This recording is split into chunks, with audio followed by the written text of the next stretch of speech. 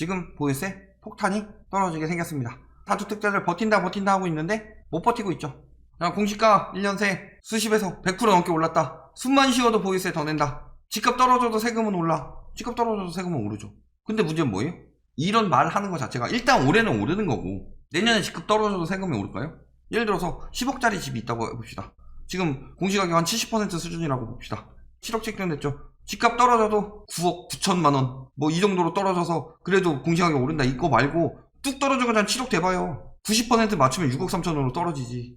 공시가격 왜 이렇게 많이 올려요? 그만큼 들받았던 거죠. 공시가격이라는 게 왜 있는데 우리나라에 공시가격이라는 거 있다는 것 자체가 말이 안 되죠. 그래서 재산세를 최고 30% 더 내야 하는 가구는 43만 4천여 가구에 이른다. 엄청나게 많죠. 우리나라에 43만 4천이면은 저 43만 4천 가구 상위 5% 안에 드는 사람들 오른 거 가지고 막 보유세 죽는다 하니까 보유세 깎아준 사람들까지도 다 죽는 것처럼 이야기하고 있어요. 갑자기 공시가격이 3억에서 막 5억까지 막 이렇게 오른 거 아니면 대부분 다 깎였죠. 6억 이하는. 근데 기사는 항상 저 사람들을 위해서 써준다. 그러니까 종부세 너무 올랐네요. 종부세 내는 사람은 5%도 안 되는데 50%가 종부세 오르는 걸 반대하고 있으니 말 다 한 거죠. 상위 0.6%만 내던 종부세 3배 이상 늘었다. 세금 폭탄 째깍째깍 하고 있는데 세금 폭탄 해야죠. 왜? 보유세 이렇게 많이 나오는데 아직도 지금 뭐라 그래요? 다주택자 급매물 안 나온다. 매물 줄고 있다. 다주택자들 매물 안 내놓고 있다. 그러면 종부세가 적다는 얘기죠.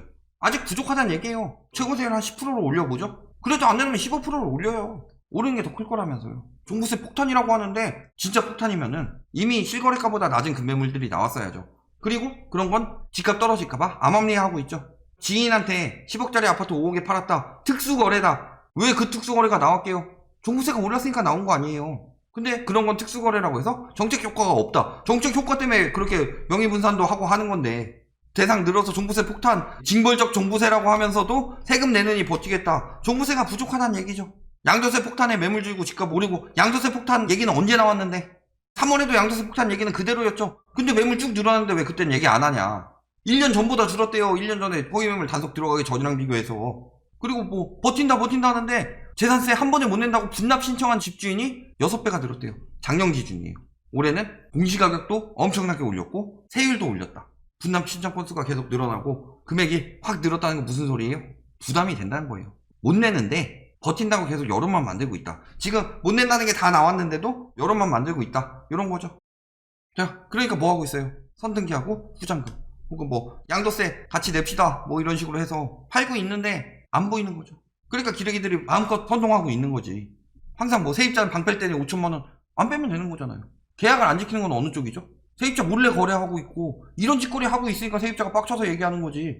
지금까지 임대차법으로 인해서 자기 재산권 행사 못한다고 난리치고 있는데 엄밀하게 말하면은 임대인보다 임차인이 재산권을 훨씬 행사 못했죠. 전세 뺀다고 하면 집주인이 뭐라고 그래요? 돈 있는 사람은 돌려주겠죠. 근데 대부분 돈이 없죠. 그러니까 전세 놓은 거죠. 그러니까 갭투기 들어간 거고. 그럼 뭐라 그래요?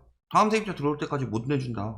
그거 임차인의 재산권인데 임차인의 재산권 제대로 행사 못하고 있는 거죠. 임대인들이 여태까지 그 짓거리 하고 있었다. 들어갈 때 잔금 하루 늦추면 안 될까요? 이러면은 못 들어오게 하죠.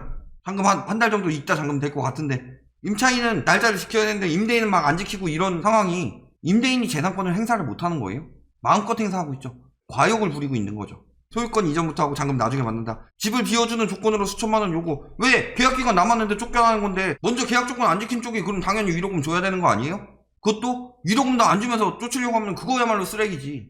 안 그러면 계약기간 내에 나갈 일이 뭐가 있는데. 쓰레기 사례만 보도하면서 다 세입자들한테 떠넘긴다는데 세입자한테 못 떠넘기죠. 아까 얘기 다 했죠. 이제 임대소득세도 더 세져요. 월세 폭탄 현실화되나 보유세 불똥 트인 세입자들 하면서 뭐라 그래요? 월세 낀 거래가 급증한 것이다. 당연히 전세는 재계약하니까. 주택 점유 형태는 자가 42.1%, 월세 31.3%, 전세 26.2% 순으로 월세 비중이 포인트가 높아졌고 전세 비중이 포인트 감소했으니까 월세화 되는 거 맞고 전세입자들 죽이고 있다 이야기 하겠죠. 라이트하우스가 전세금 돌려줄 돈 없어가지고 월세를 돌리는 거 안 된다고 하는데 되지 않냐. 그러면서 월세로 세금 충당하고 세입자들한테 떠넘긴다. 맞는 얘기죠. 처맞는 얘기. 얘기했어요. 공급이 부족하다고 하는데 안 부족해요. 계속 그건 플러스죠. 수요는 그대로이고 자가도 늘어나고 있죠. 전세도 늘어나고 있어요. 월세도 늘어나고 있는 거고. 근데 월세가 유독 많이 늘어난 거죠. 전세 매물 늘어나고 있는데 전세가 저렇게 올려버리는데 누가 들어가요? 거기다 뭐예요? 월세가 많이 늘어난 이유는 1인 가구 증가. 1인 가구 중에서 50%가 월세 살고 30%가 자가 살고 20%가 전세 살아요. 그러니까 50% 1인 가구가 늘어나고 있는 건 월세가 늘어나고 있는 거지 자가 수요는 계속 줄어들 거예요. 전세 수요도 늘어나냐 안 늘어나냐 얼마 안 늘어난다는 얘기예요. 거기다가 보유세 올려서 나타나는 현상이냐. 자, 2005년에서 2015년으로 가봅시다. 이때는 막 규제하던 시기고 이때는 막 완화하던 시기죠. 그럼 월세 비중이 줄었나? 엄청나게 늘었죠. 전세 줄었죠? 자가 줄었죠. 월세 늘었죠. 뭔 소리를 하고 있는 거야. 제대로 된 지표 갖다 주면 딱 바로 거짓인 게 드러나는데 뭐 하고 있는 거예요? 어떻게 하면 속일 수 있을까? 월세 비중이 늘어나면 당연히 다른 비중은 줄어들죠. 30대 비중이 늘어나면은 40대 50대 비중은 줄어들어요. 왜? 100% 가지고 나눠먹게 하고 있으니까. 핵심을 봐야지. 지금 다 늘어나고 있는데. 근데 문제는 뭐예요? 인구 줄고 있죠. 1인 가구 1인 세대만 늘어나고 있죠. 1인 세대도 왜 늘어나요? 지금 한 가구에 두 세대 살고 이런 식으로 쪼개기 해가지고 나중에 뭐 청약이나 이런 거 받기 편하게 하려고, 집도 증여받기 편하게 하려고 세대를 쪼개고 있으니까 그렇게 되는 거지. 저거 다 거짓말입니다. 거기다 거래 분석원 설치된다고 합니다. 임대소득 전입신고 안 하고 속이는 거 이런 것들 앞으로 엄청나게 힘들어질 것이다. 거기다가 분석원 설치되면은 업계약 다운계약 해가지고 양도세 감면하는 것도 안 돼요. 지금 양도세가 비싸서 못 판다고요? 양도세가 비싼데 편법하려고 하는데 매수인들이 안 넘어가니까 못 팔고 있는 거죠. 지금 거래량이 작살이 나니까 매수인들도 관망하니까 양도세 대신 또 하나 주고 다운계약해서 이런 거 안 하니까 지금 안 팔리고 있는 거죠. 근데 앞으로는 더 안 된다. 왜? 매수인이 손해만 보는 데다가 법적으로 걸려가지고 위험해지는 것까지 왜 해야 돼요? 자, 그러니까 이런 얘기 하고 있습니다. 20억집 보유세 비교하니 한국은 1,003만원, 미국은 418만원, 중국은 0원. 자, 이 기사에 얼마나 구라가 많은지 봅시다. 자, 일단은 20억 집이라고 했죠? 그런데 압구정동 26억 아파트, 그리고 실리콘밸리는 25억, 그리고 중국은 23억. 더 싼 걸로 했죠? 거기다가 보면 뭐예요? 압구정동 한양 아파트에 20년 넘게 거주 중인 70대 김모씨. 압구정동 한양 아파트가 공시가격이 26억입니다. 그러면 실거래는 30억이 넘겠죠? 규모가 다른 주택 가지고 비교를 한다. 그러면서 종부세 없고 여기는 뭐 소득 공제되고 여기 재산세 1.1% 곱해보세요. 25억에다가 2,750만원 나와요. 근데 왜 418만원 나올까요? 깔 거 다 까주고 한 거죠. 거기다가 취득 당시 매입 가격에다 과세한다고 하니까 우리나라는 대신에 공시가격으로 깎아주잖아요. 중국 면제. 그래서 중국 어때요 지금? 중국 가격이 우리나라보다 더 빨리 올라갔어요. 우리나라보다 더 빨리 올라간 국가 중국. 다른 나라는 거의 안 그런데 중국이 그러죠. 중국 홍콩 상하이 뭐 이런 데 가봐요. 엄청나게 올랐지. 여러 가지 구라들이 나왔죠. 그러면서 세금 뭐 연간 784만원 수준이고 하면서 뭐 비교해보고 우리나라는 공시가격으로 하고 쟤네는 왜 시가로 하느냐. 실리콘밸리 부촌 시가 25억원 20년 넘게 소유한 사람. 미국은 탈 때 가격 기준이니까 25억원이 20년 전이면 얼마겠어요. 그러니까 세금이 적어 보이죠? 그렇다고 적냐? 적지도 않아요. 지금 이런 식으로 이야기했는데 뭐예요? 댓글들 보면은 토지세로만 2만불 이상 내는데 뭔 개소리냐. 공산국가 중국이랑 비교한다. 정신 차려라. 기사에 결론을 내어놓고 그랬으니 말도 안 되는 결과가 나온다. 228만 달러도 아니고 60만 불짜리 집을 사는데도 5, 6천 불 낸다고 그래요. 사람들은 아직도 바보로 아나 본데 그렇지 않아요. 저 매국 정치는 맨날 저딴 기사만 쓴다.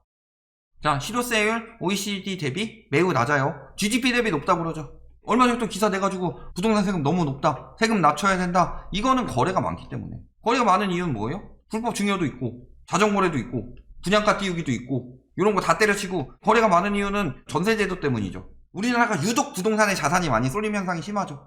미국이나 이런 데 가보면은 부동산이 많아요. 주식이 많아요. 부동산 저기 임대는 대부분 법인에서 하죠. 우리나라처럼 개인이 해가지고 갭투기 짜자작 하는 나라가 어딨어요. 그러니까 민간에서 장난질 치고 있는 거지. 금리 영향도 덜 받고 생각보다. 부동산 쏠림 현상이 유독 심각하다. 주요국 보면은 우리나라 2015년 잠깐 떨어져서 그때 엄청나게 했었죠. 잠깐 떨어지니까 막 완화해준 거 아니에요. 14년에. 건설사들 죽으면 안 되니까. 다른 나라들 봐봐요. 호주나 인제 와서 좀 오른 거지. 예? 미국 이런 데 봐봐요.